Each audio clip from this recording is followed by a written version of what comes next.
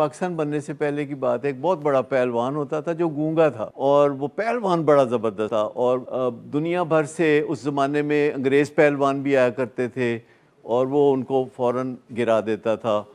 और जब वो गिरा देता था तो लोग बाजे गाजे के साथ उनको लेके तो फिर घर तक छोड़ के जाते थे।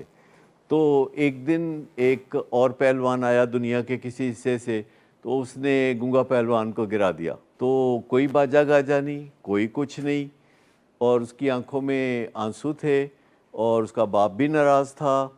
और बाप उसको जो है आगे लगा के घर ला रहा था। जब वो घर के दरवाजे पे पहुंचा तो उसकी माँ आगे खड़ी थी, उसने उसको गले से लगाया, प्यार किया उसने।